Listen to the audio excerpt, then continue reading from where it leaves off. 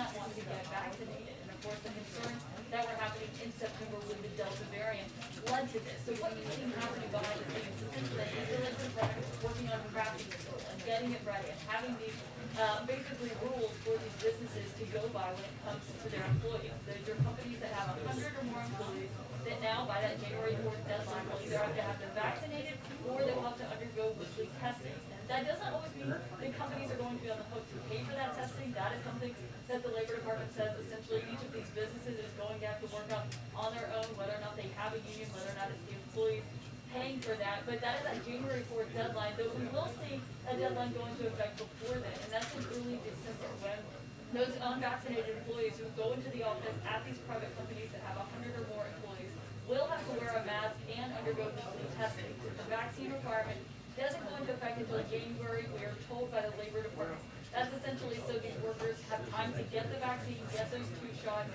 which of course there is a period of weeks in between when you get the first shot, when you get the second shot. And that's for non-medical employees, Mr. Analysis. There are also rules for medical employees. As 17 million people who work in healthcare facilities that get funding from Medicare or Medicaid, they are going to have to be required to vaccinate their employees. They are not going to have any option to undergo this potential testing if they don't want to get vaccinated. They actually have to get vaccinated. And one more thing we should note that comes with these deadlines that we are seeing from the Labor Department today is that one for federal contractors. Initially, it was going to go into effect in a few weeks. By December 8th, they were going to have to be tested or be vaccinated to do work with the federal government. That has now changed and been pushed January 4th as well. Of course, that came as some businesses said it was going to affect the holiday season. It went into effect in January or in December. The White House says they just wanted all these timelines to be lined up together.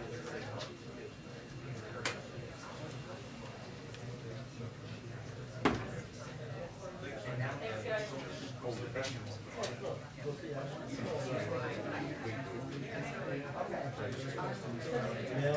A year ago this morning, I raced back to my hotel, took a shower, went back to the morning show, and grabbed the pillow with me. Now we were at the Marquee.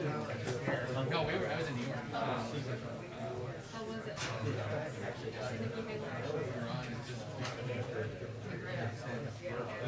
here by 6:30.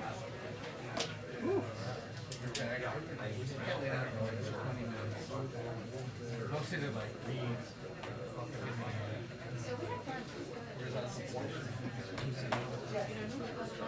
Where's that?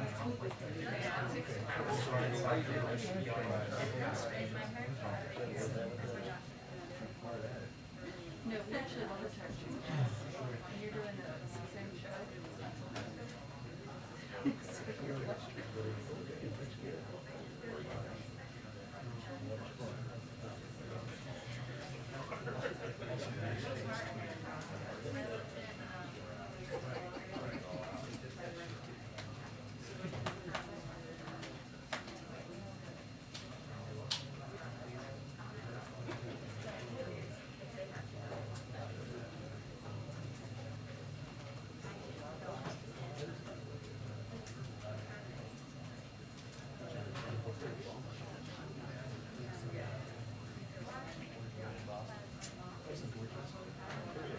Were you Boston?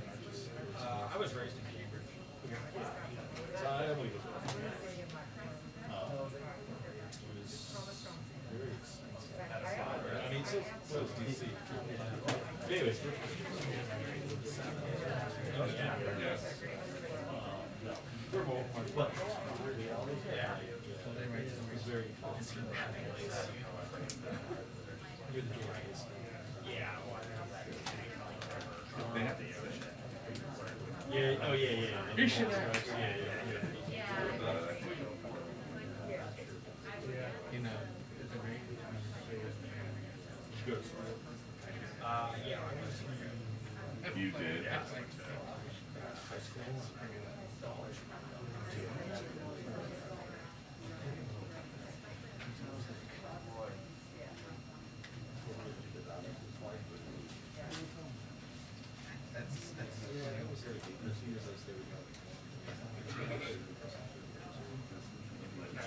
Yeah, that'll happen.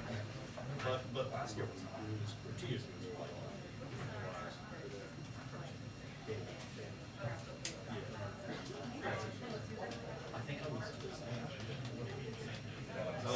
Yeah, yeah.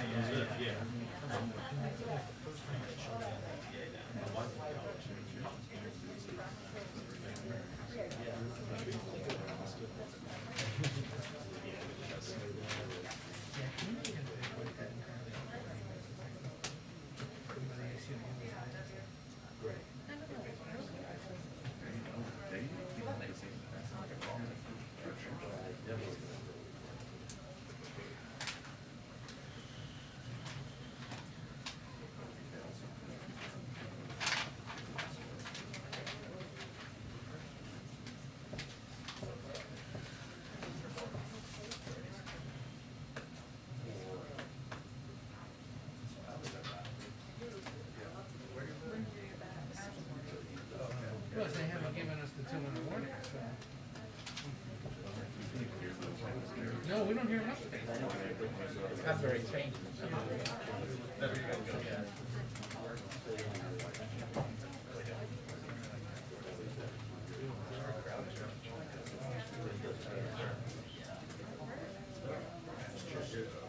That was good.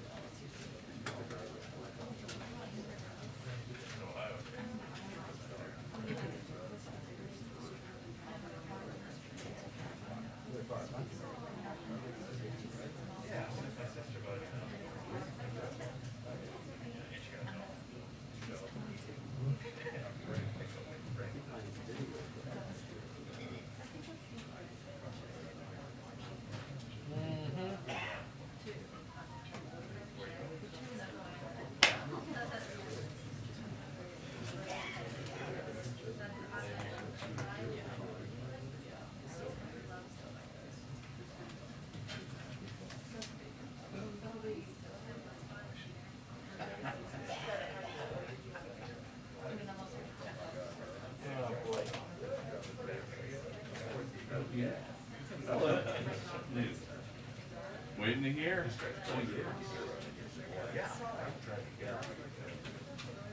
Too bad there wasn't a recording of the whole.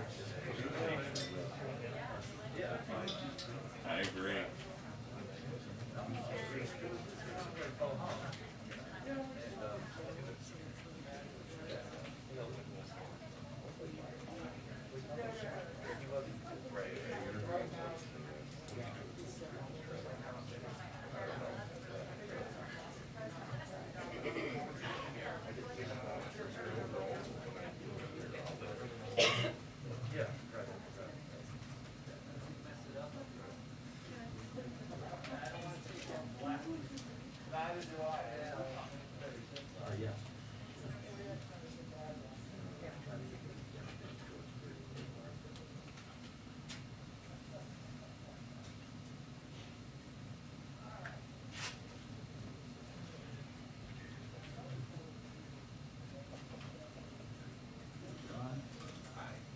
How's it going?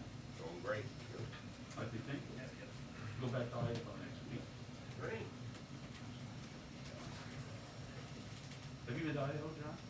No, that's, state, I'd like to. Got quite a governor's race up there. Yeah, it's a hot issue for the governor and the lieutenant governor. Yes. they don't get along very well. Oh, he's the first governor who has to hire a food taster. Oh, really? That's a joke. I do know about the paranoia.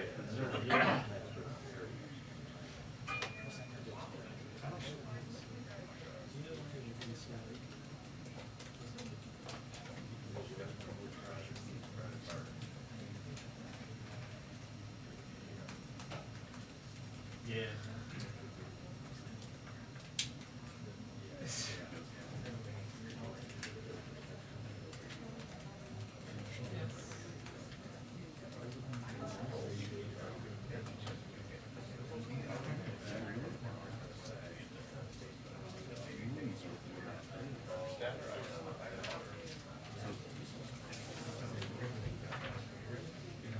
I mean,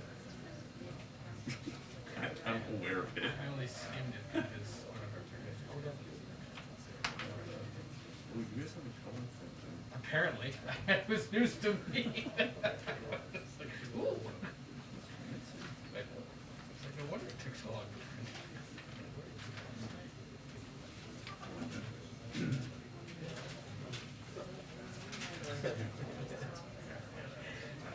I was trying to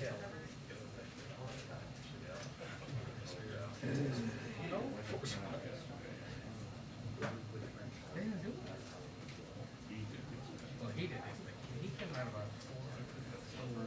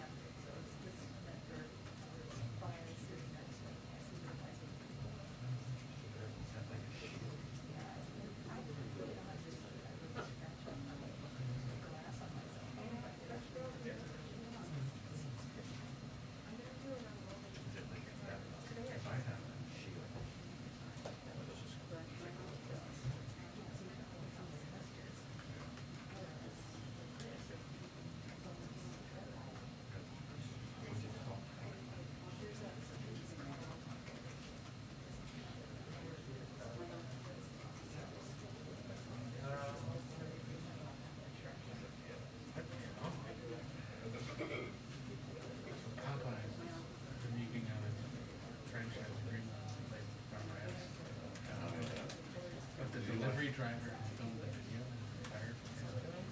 So he had to start a GoFundMe page to pay for rent and food. All because he was saving us from the rent. That's pretty like hairy. That's all the capital.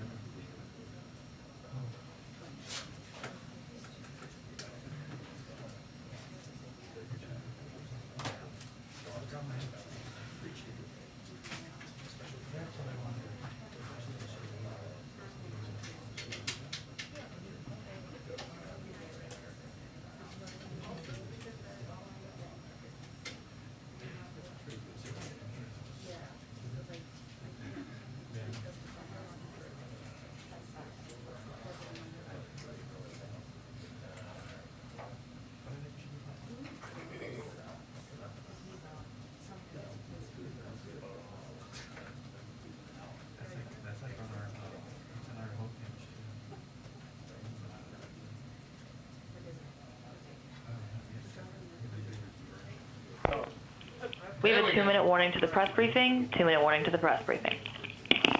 Biden too?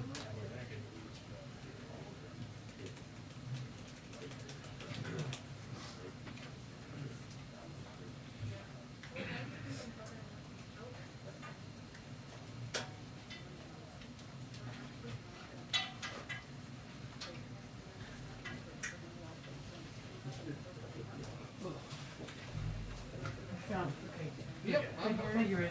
Yep.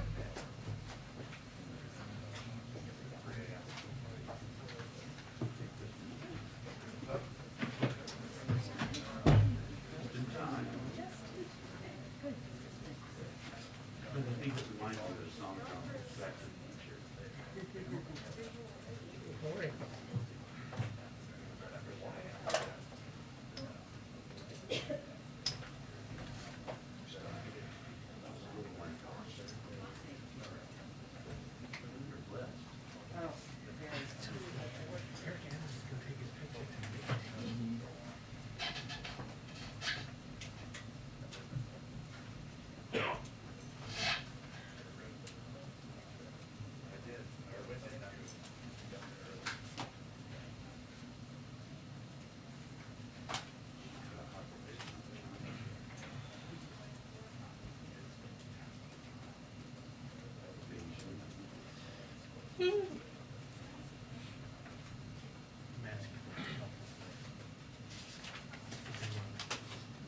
And stay awake.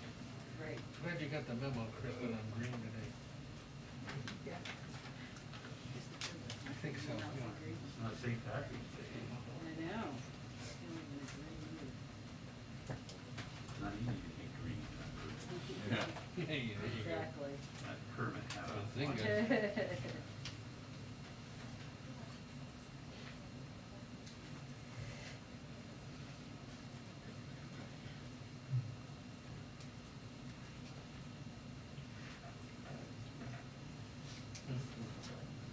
It's a Biden too, yeah.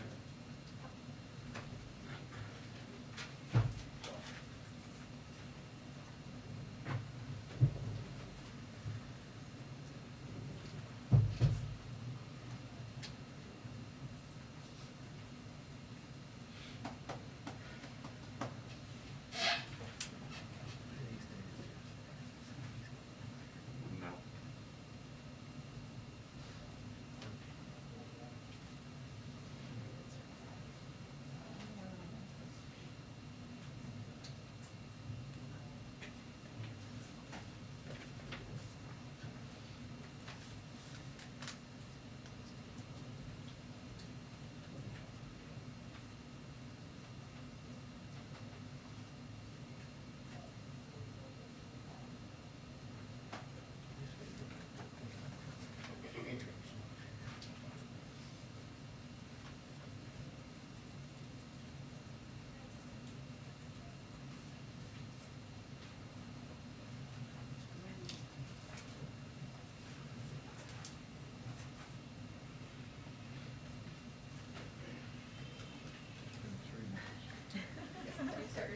It's a Biden too. Yes, it's a Biden. Not an action.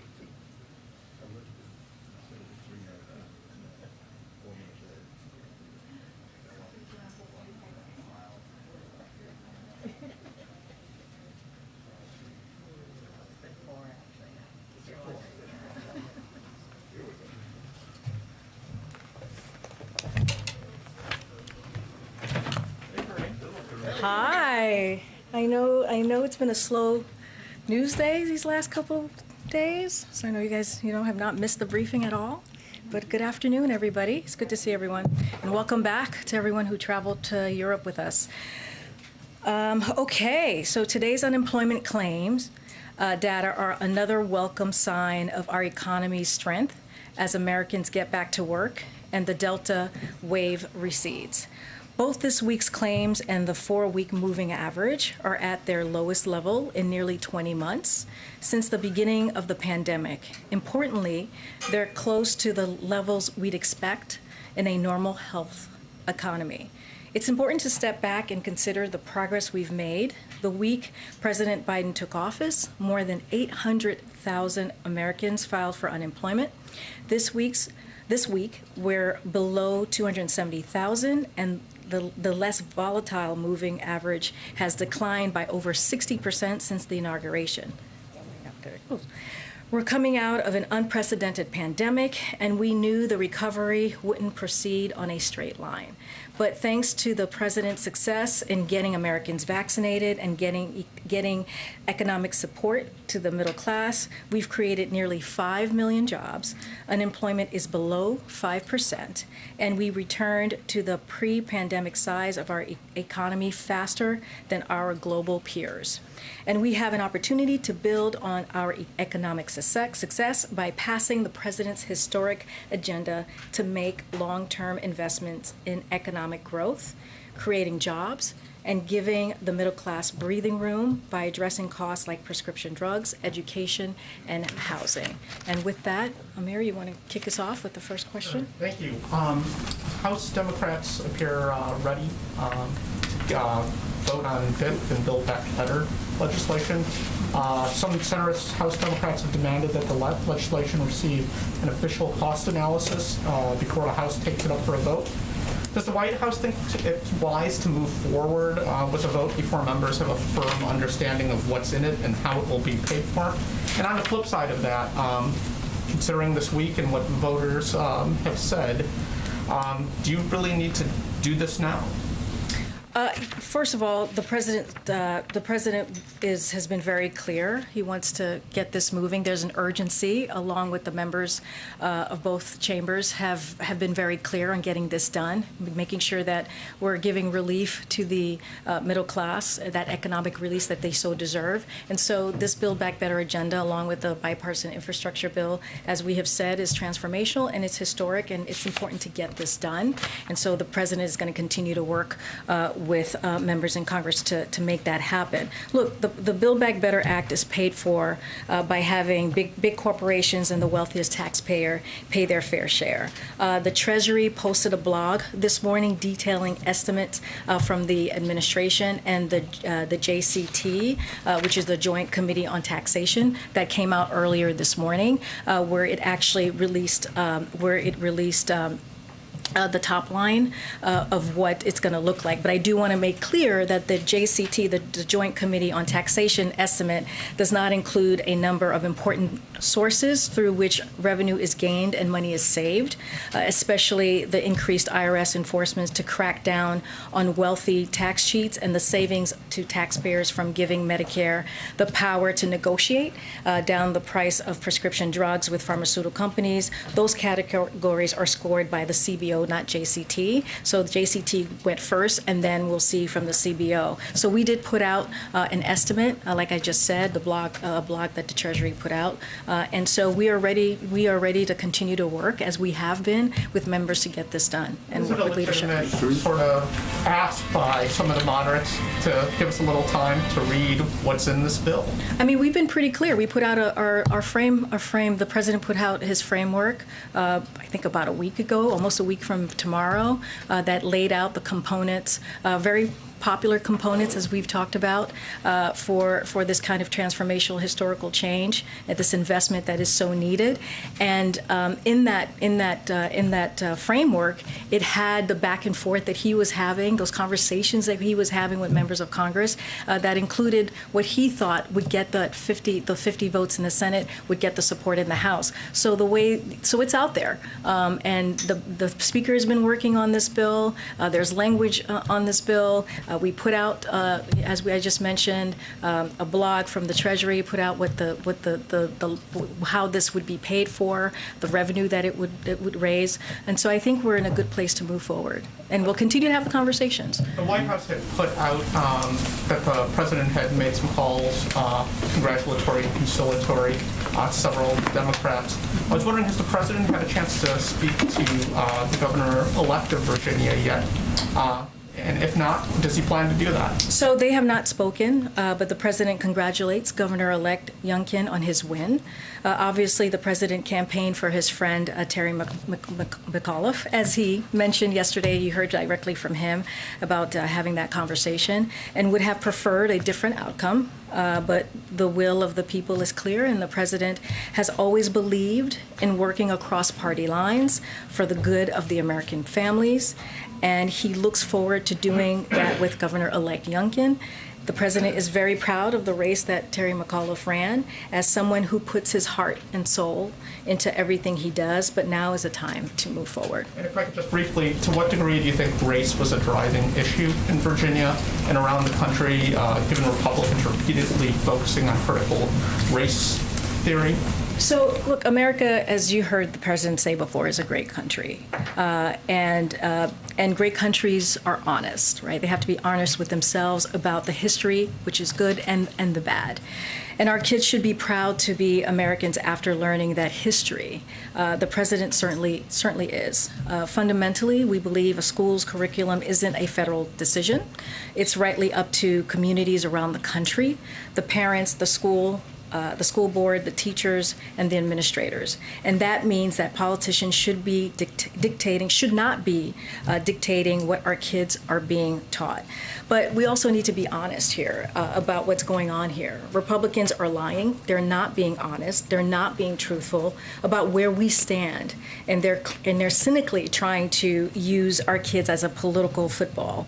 They're talking about our kids when it's election season, but they won't vote for them when it matters. You know, Republicans did not vote for the American Rescue Plan. The American Rescue Plan, in that plan, it had funding to make sure that schools were open, to make sure that our kids got back to school. And they didn't vote for that. And that was a key component of the American Rescue Plan. We know how important it is to make sure that our kids have in-person learning for their mental well-being, and also so that they can actually learn. And so that is something that the Republicans absolutely refused to vote for. So we got to be honest here, and they're not being honest. They're being incredibly dishonest. Steve?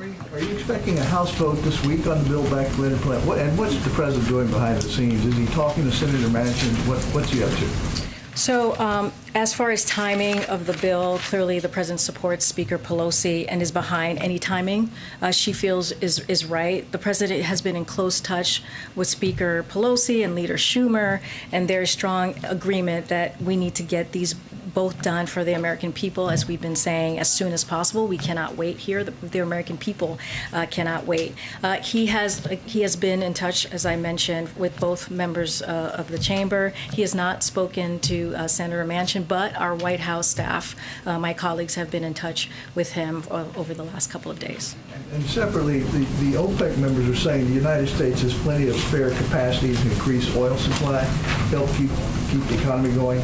Why is he not doing that? Why is he not increasing oil supply? So the U.S. operates on a competitive free market system, as you know, Steve, and individual companies make their own decisions. OPEC Plus is a collection of countries that set supply levels themselves. They have the capacity and the power now to act and make sure this critical moment of global recovery is not impaired. And to be clear, OPEC Plus production is what impacts global oil prices, which is what has an effect on gas prices at home. Thank you. Go ahead. Thanks. When the president announced the vaccine requirement for large companies with more than 100 employees back in September, he said at the time, our patience is wearing thin. If his patience is wearing thin, why wait until January 4th for this mandate to go into effect? Yeah, thanks for the question. So the goal here is that we wanted to kind of streamline things, if you could imagine. We know that some employers may have workplaces subject to requirements for federal contractors, and other workplaces subject to the Emergency Temporary Standard, ETS, as you've heard us say. In order to make it easier for businesses and workers to comply, the administration is aligning the contractor deadline with the deadline for workers to receive their shots in the CMS and OSHA rules. Across all three requirements, OSHA, CMS, and the executive order for federal contractors, workers will need to have their final shot no later to January 4th, 2022, which is the date that you were inferring on. This will ensure that federal contractors implement their requirements on the same timeline as other employers in their industries, leveling the playing field, and we believe more people will get vaccinated as a result of a clear and consistent deadline. Additionally, OSHA has clarified that it will not apply its new ETS rule to workplaces covered by either the CMS rule or the federal contractor vaccination requirement. Look, so like I said, we wanted to make it easier. We wanted to avoid confusion, and so we want to even the playing field, and this is why we moved that December 8th deadline that you're talking about to January 4th. How did concerns about the supply chain, the possibility of workers maybe quitting because of these mandates play into that decision and that timing? So, I mean, if you're asking, like, if we think the rules impact supply chain, the answer is no. We don't think that it will. First of all, vaccine requirements work. We have talked about that. We've given examples, like early adopters have seen strong compliance, 99% at United Airlines, 99% at Houston Methodist, 99.5% at Rutgers University. Recently, Tyson's Food announced that 96% of its workers got vaccinated ahead of its deadline. So the emergency temporary standard is an even playing field across all employers with 100 or more workers. So as to vaccination requirements for federal workers and contractors, we still have weeks to go, as I just mentioned, and it's important to remember the deadline is it's not a cliff. And finally, how confident is the White House these will hold up in court with a lot of GOP states threatening legal action? So we're pretty confident. The administration clearly has the authority to protect workers, and actions announced by the president are designed to save lives and stop spread of COVID. DOJ will be defining these laws. This is a once-in-a-generation pandemic. As we know, it's taken more than 740,000 lives, and that's what we're trying to do here in this administration. We're trying to save lives. But I do want to, since you brought up the GOP, I do want to take a step back for a second and just, as I mentioned, that we have the legal authority, and as I mentioned, over 740,000 Americans have died. You know, people are sitting out of the workforce because of COVID concerns, right? The worst disruption businesses have faced for nearly 2 years is their employees getting sick with COVID. At the same time, we have tools at our disposal we know work. So these policies work. Boost vaccination rates, as we have seen, in short, and they protect workers and they save Americans' lives. So, you know, the question that we always have and that we ask to the Republicans is, why are they getting in the way? Why are they getting in the way of trying to protect and save lives? That's all we're trying to do. And so we have an authority to do that. That was the OSHA, that was given to OSHA, to a congressional authority to get that done, to make sure that we make sure that employees are not in danger. They're not in grave danger. So this is the direction that we're going, because again, this is about putting the pandemic behind us, making sure that we continue to protect the lives of workers and to protect the lives of Americans. Is it fair that people should lose their jobs if they don't get vaccinated? Is it fair that people should lose their jobs if they don't get vaccinated? Their livelihoods?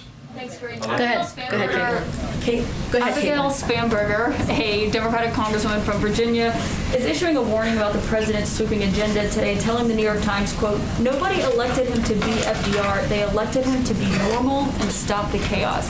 Has he seen that quote, and what is the president's response? You know, I don't know if the president has seen that quote. I'll say this.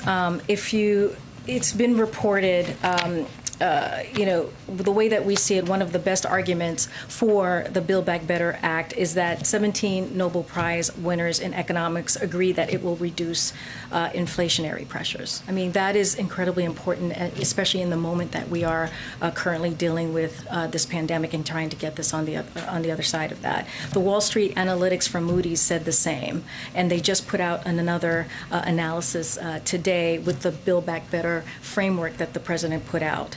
And so, again, Build Back Better, as we have said, is fully paid for and will even reduce the deficit over the long term. So we cannot wait. We have to move forward. We have to get this done for the American people. We have to make sure that we invest in our infrastructure. We have to ensure we invest in our human infrastructure, as we like to say it. And we're talking about childcare. You know, there are parents out there who are paying way too much out of their paycheck for childcare. So this makes sure that parents don't pay more than 7%. We're talking about middle class tax cut. When you look at the child tax credit, which has cut child poverty by 50%.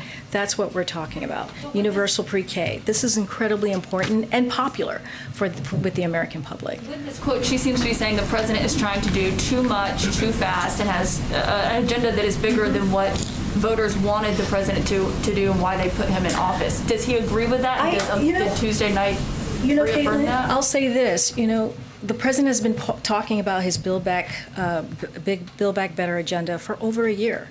81 million people voted almost a year ago to put this president where he is right now to make sure that we deliver for the American public. So this was out there over a year ago. So, we're trying to make sure, the president is trying to make sure that we continue the investment that we started with the American Rescue Plan. We are in the middle of a pandemic, where millions of people have left the workforce, including women. Where we need to make sure that we have, again, childcare. We need to make sure that we do this historical investment and also climate change. Do historical investment in really tackling the climate change. So this is not too much. This is what needs to happen, and it should have happened decades ago. It's been some time since we actually invested in our country and invested in the American public. And just a quick follow on the CBO score question that moderate House Democrats are saying they'd like to see that before they can commit to voting for this legislation.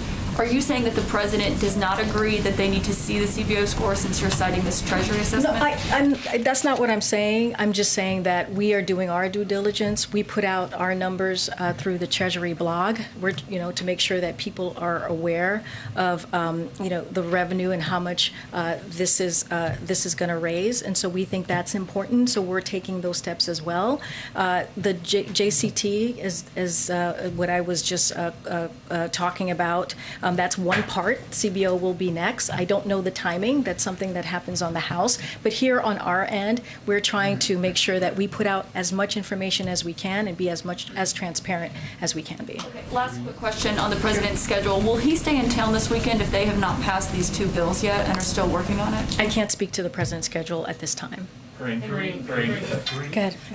Back to Steve's question of what he's doing today on this. Has he spoken with lawmakers? Is he speaking with any specific lawmakers, if not Joe Manchin? So he's continuing to talk to members in Congress today, as he has been since he arrived from Europe. That is going to be a continuing process that he'll be doing. I do not have any calls to predict for you at this time. As you know, we keep calls private between the president and the members that he's calling. The Moody's report that you guys are using to point out that economists are backing up your claims that it's all paid for and that it'll help pay down inflation also makes an interesting point about, it says its most serious concern with the legislation is around execution risk, or that is that it is a complex piece of legislation, quote, with lots of massive moving parts.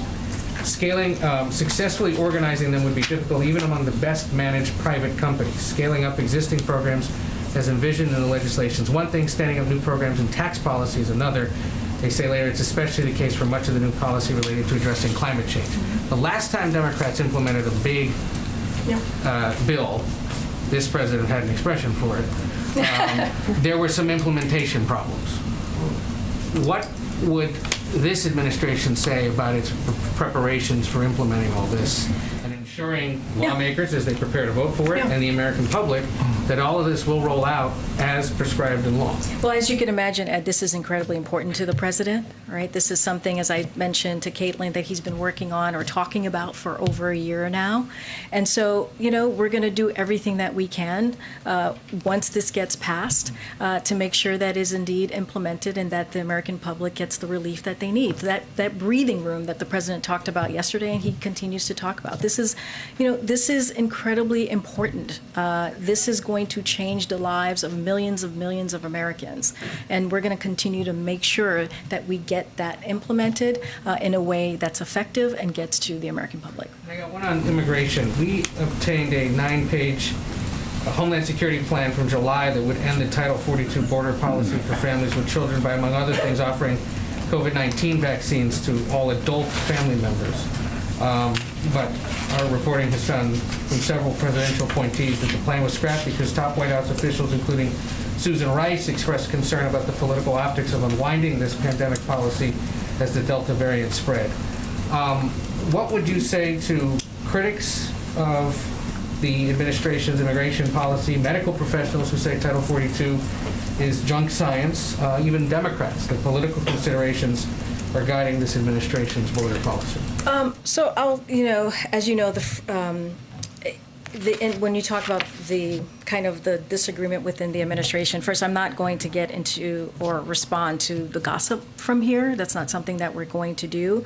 Every single member of this administration. Several presidential appointees. I wouldn't call it gossip. Okay, that's your opinion. But every single member of this administration, from the president on down, is committed to building a fair and orderly immigration system. That's what we are committed to doing. And in a short period of time, the Biden administration continues to make considerable progress on turning the page and undoing the chaos, the cruelty, and the misplaced priorities of the Trump administration. So our vision for immigration is rooted in ideas that work like addressing root causes, expanding refugee processing, investing in the asylum process, creating a fair and orderly pathway. The previous administration separated families and wasted tax dollars and on an ineffective wall. We have been trying to undo that. We have been trying to make sure that we do it in a moral way, in a humanitarian way, and that's going to be the focus of this administration. Political considerations are part of that. I'm just not going to speak to, like I said, we believe it's gossip, and I'm not going to speak to it. Karine? Go ahead. Thank you, Karine. I asked President Biden yesterday if he thought it would have made a difference if his spending plans had passed before Election Day. He said he's not sure, but maybe. My question is, when he went to Capitol Hill last Thursday, why didn't he call for a vote on that day when he met with House Democrats? Well, to your question about which one about the economy, it was. I'm so sorry. When he went to meet with House Democrats last week, why didn't he call for a vote on the infrastructure bill on that day? House Speaker Nancy Pelosi wanted it to happen. People on the Hill, familiar with the process, felt as though they would have been able to rally the votes. Why didn't he call for a vote on that day? I'm not going to get into private conversations.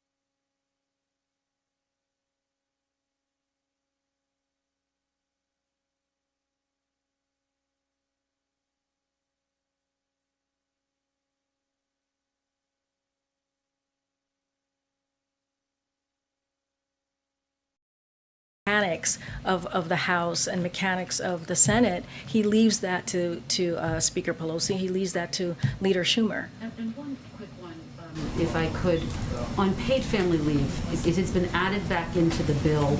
Senator Manchin has signaled that he doesn't think it should be done this time around. Doesn't necessarily mean he would vote against it, but that's what he's signaling at this point. Does the White House think that this was a good strategy to add it back in? And what, if any, concerns are there that it could jeopardize its chances of passage in the Senate? So as you've heard us say, this is paid leave, medical leave is very personal to him, to the president. And the president and his team, we fought very hard for paid leave to be in the Build Back Better Act. Ever since he first wrote the proposal during the campaign, as I mentioned last year, pressing for it publicly as he travels around, and also has those conversations with congressional members and privately in the process as well. So his framework included provisions he thought could get those 50 votes. That's the Build Back Better framework that he put forth. Those 50 votes in the Senate, those critical votes, and he's enthusiastic about including paid leave in the House bill, and we'll work to see it gain approval in the Senate. So he's going to continue. A final bill that didn't include paid leave at this point, given that he had all but let it go last week? Well, that's a hypothetical, so I'm not going to get too far ahead of where we are. He's saying that he's proud of that it's in this House bill.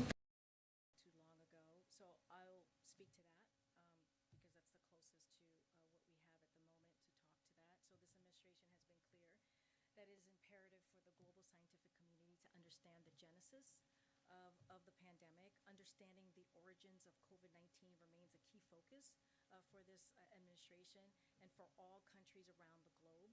The U.S. government, the intelligence community, and the academic and public health community will continue studying COVID-19's origins and how this pandemic spread as part of their ongoing work. So you're right, it's incredibly important for us to get to the bottom of this. But of course, to better understand the origins, some future studies must include additional access to data from China, as you are asking me about. Time is of the essence for access and analysis, and we and our partners will continue to press for transparency and answers from the PRC on key outstanding questions on the origins of the pandemic and its early days in China. For any additional details and assessments, we refer you to ODNI, but we're going to continue pressing because we do have to get to the bottom of it. Okay, thank you. And then President Biden is calling these reports about the administration paying up to $450,000 to illegal immigrants who are separated from family members garbage. He says it's not going to happen. But the ACLU says that it is. So who is right? Wait, are you talking about the question you asked him yesterday? Yes. So if it saves taxpayer dollars and puts the disastrous history of the previous administration, and family separation behind us, the president is perfectly comfortable with the Department of Justice settling with the individuals and families who are currently in litigation with the U.S. government. DOJ can obviously speak more to that process. The president what he was reacting to was the dollar figure that was mentioned, that you mentioned to him yesterday.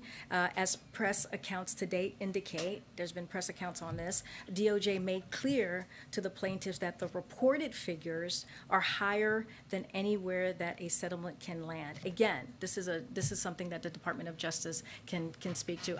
I do not have anything more to add to this. But if he's not okay with $450,000, how much money is he okay giving these? This is Peter, this is something that the Department of Justice is going to handle. I just laid out what he was thinking and how the process was moving forward. The DOJ will talk to the specifics of this. So what changed then from yesterday? You're saying that he would be perfectly comfortable settling with these families who broke the law to come here, but yesterday he said that's not going to happen. First of all, let's remember how we got here, how we got to a place where we're dealing with families being separated. This is coming from the last administration, cruel, inhuman, immoral policies against just people. It's separating children from their families, 18-month-olds. 2-year-olds, 5-year-olds from their families. That's how we got here, is because of the last administration. This is what we're trying to deal with here in this administration. So let's be very clear of how we got here and what's happening. Anything else that you would like to know about this, again, I'll send you to the Department of Justice. I can't speak to specifics, any more specifics on this. Okay, thank you. Go ahead, Gigi. Thank you. Another question on oil, please. Given the administration has gotten a pretty clear rebuff from OPEC on the president's calls to increase oil outputs, will the White House, will the administration commit to an SPR release, a strategic petroleum release? And if not, will oil prices just go higher? So I'll say this, and you've heard Jen say it behind this podium. We are not a party of OPEC plus, and ultimately it will make its own decision. As you remember, we engaged with relevant OPEC plus members a few months ago as well, urging a compromise solution to allow proposed production increases to move forward, which they did, but more can be done.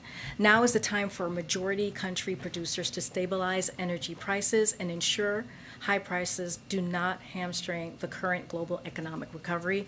As we have said, we've been in conversation with energy consumer countries, and we will consider the full range of tools at our disposal to bolster resilience and public confidence. That includes an SPR release? I don't have anything specifics, but we are going to use every tool at our disposal to make sure that we address this. And does this show the limits of American influence on some of the U.S. allies? Because obviously the administration put a lot of pressure on some of these oil-producing countries, Saudi Arabia, the UAE, Kuwait.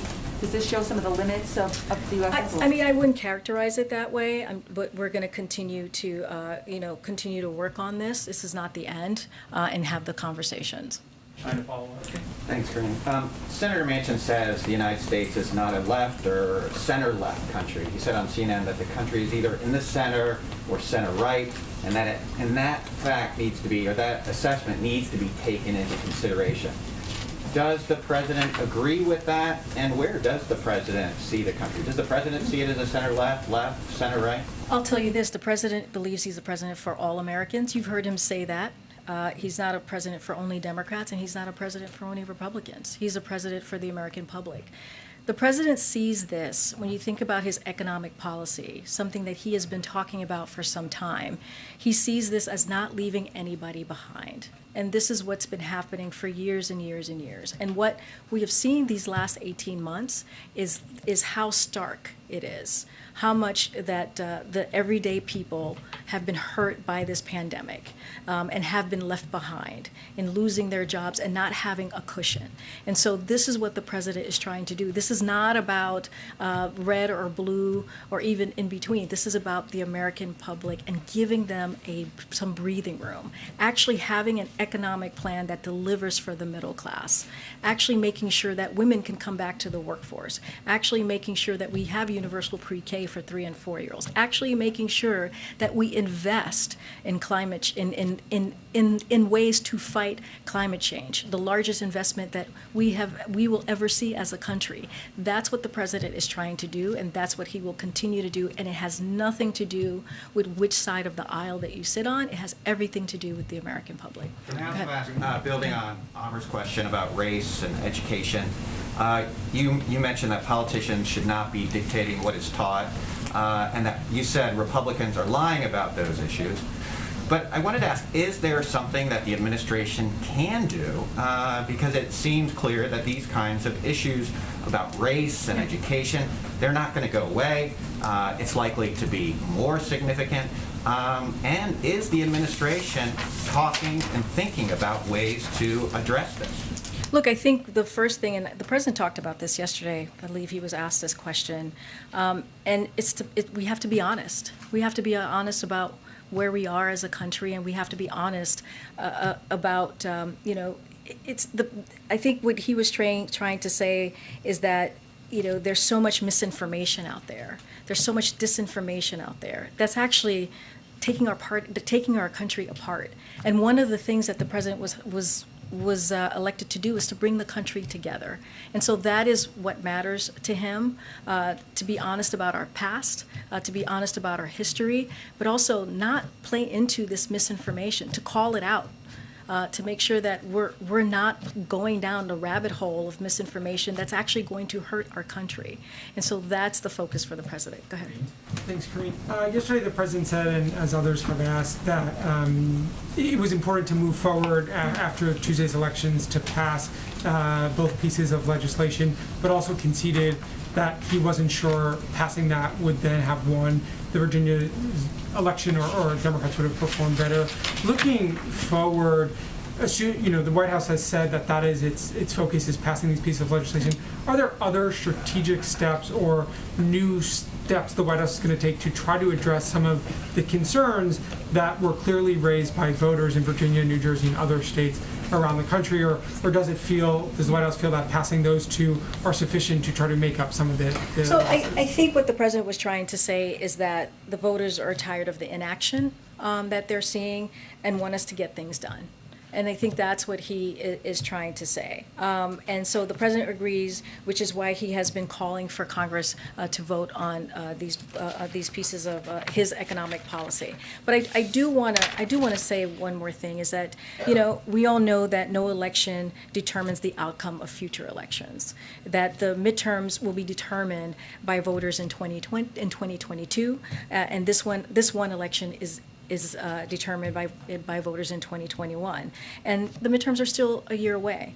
And a lot could happen over the next weeks and months, which is what we're focused on, right? This is why we're trying to move forward with the Build Back Better agenda, the bipartisan infrastructure bill. And let me remind you and remind us is that poll after poll showed us that the components of the bipartisan infrastructure deal and the Build Back Better framework are very popular. American families want historic investments in infrastructure, in care, in competitiveness, and addressing the climate crisis. This is something that they want to see happen. And so this is what we're going to continue to do, and we're going to make sure that we move forward to do that. And just to follow up on that, polls also show Joe Biden's approval rating plummeting, and also that most voters don't necessarily know what is in this package, maybe when you tell them explicitly.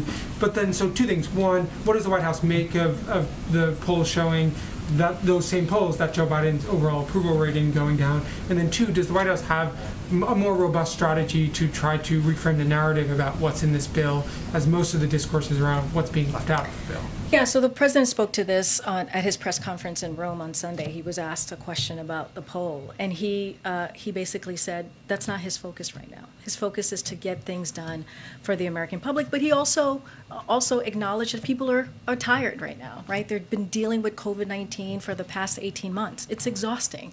And there are things that we're still trying to figure out as we're restarting the economy, like Americans are trying to figure out, right? Which is why we're talking about childcare, right? This is something that was critical and key for many families, which is why the child tax credit is so important, which was in the American Rescue Plan, which has given the middle class families that extra boost. Again, cut poverty by 50%. And so the president came here with multiple crises: COVID, the economy, the climate change, dealing with race in America. Those are the things that he said himself were crises that we all had to deal with coming into the administration. And so he has been focused on COVID, making sure that we're getting shots in arms. Now we're seeing up close to 80% of Americans have at least one shot in arms, in their arm, which when we started in the administration was about 5%. So we are moving forward in that direction. The economy, we're starting that back up. We still have work to do, but we are starting that back up because of the American Rescue Plan. So we still have work to do, but in the last 9 months, we've accomplished a lot. I just gave a rundown of the unemployment benefits and where we are today, and how much we've moved forward, like where we are with our numbers, where we were 20 months ago, the pre-pandemic. That's where we are today. That is a huge movement. And so we're going to continue to do our work. We're going to focus on that, and we're going to get his economic policies passed. Go ahead, Zola.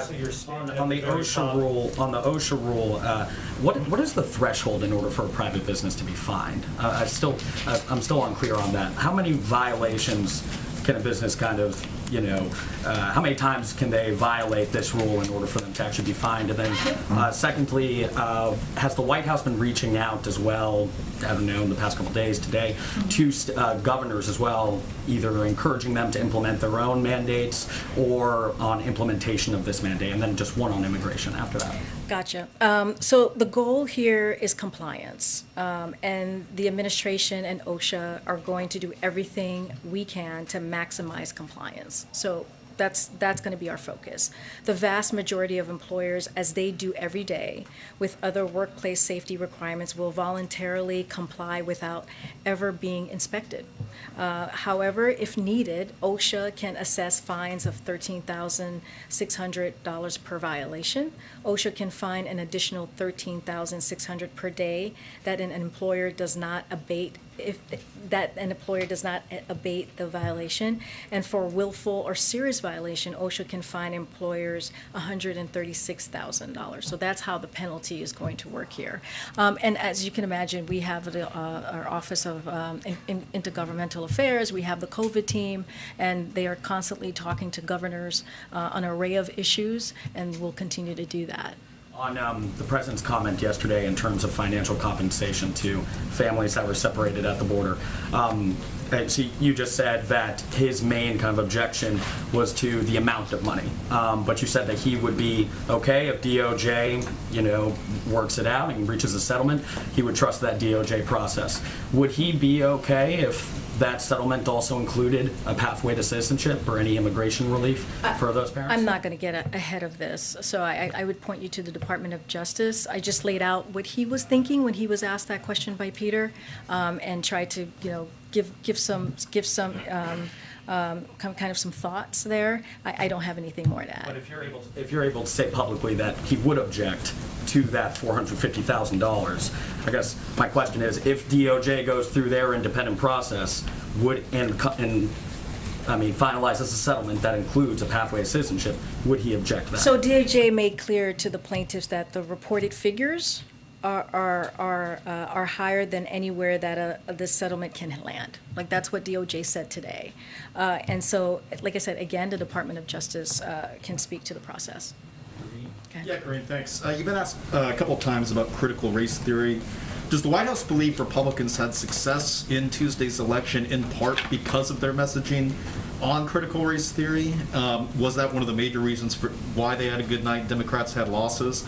Or does the White House believe that the critical race theory issue and the messaging was not a major factor in what you saw Tuesday? So I used to play political pundit on TV. I'm not going to do that here. And so I'll leave all of kind of the thinking and the speculation on the races on Tuesday to all of you and to the political pundits, but that's not something I'm going to do from here. Follow on April. A follow on critical race theory. Karine, Virginia, in part, he did win because of critical race theory, and I know you don't want to go down the rabbit hole. But many Republican strategists are saying that this was a successful strategy, and they're intending to use it in other elections and campaigns. This president is the head of the party. How does he plan to combat this? We saw Donald Trump won with misinformation and lack of truth. You talk about facts and truth. How does this administration plan to go against that, to combat against that? No, thank you for the question, April, and you're correct. I'm not going to go into any type of political analysis from here. But, I just want to be really clear. Like, the President Biden ran on bringing Americans together. He ran on respecting the fundamental human dignity of every person. And that means addressing barriers that are holding Americans back. And it means people should be treated equally and judged by the context of their character instead of the color of their skin. And so that is something that the president truly believes. And, April, he and he talked about this yesterday as well. If you look at his view, and these are his words, his view on criminal justice, his view on, if you look at the policies that he's put forth, the American Rescue Plan, the economic policy, even the COVID response, they've had equity at the center of everything that he has done. And so this is incredibly important as I talk about the economic policy and not leaving anybody behind. And I think we believe that's why it's so important to move forward with the Build Back Better Act and also the bipartisan infrastructure, because that is going to really have an economic effect on everyone and make sure no one is left behind. So that is the message that he's moving forward with. That's how he's going to bring the country together, and that's his focus. A few weeks ago, the first black woman to be Secretary of State, Condoleezza Rice, talked about not wanting to hurt white people, white children, because of facts, critical race theory. Facts, truth hurts sometimes. But what did the president say about that? Did he respond or think anything about what she said? She has a lofty perch, or had a lofty perch. Yeah. For her to say something like that sent a ripple effect. I do not know. I have not spoken to him about that. Look, America, and I said this earlier, America is a great country, and great countries, in order to be a great country, you have to be honest with themselves, right? About this country, the good and the bad. That is important and that is critical. And he believes that our kids should be proud to be Americans after learning that history. And the president certainly believes that. And so, we should be honest as we publicly debate these issues and as we teach our history. That's how we move forward as a nation. Thank you so much, April. Trying to follow up. Hi, I'm Alexa from the Wall Street Journal. I know you said you can't say more about the possible settlements for immigrant families, but I did want to ask, was the president briefed by DOJ about the settlement discussions? And was it appropriate for him to weigh in on a DOJ process when he's emphasized the department's independence? I mean, the president believes in the department's independence, right? And that is something that he has been very clear about. The Department of Justice should be independent. He was asked a question and he answered it directly. That's it. He was asked a question and he answered it. I mean, there's nothing much more to add to that. Any more specifics, I would send you to Department of Justice. Oh, thank you. Thanks, everybody. Thanks, Karine. Thanks, Peter. Good to see you.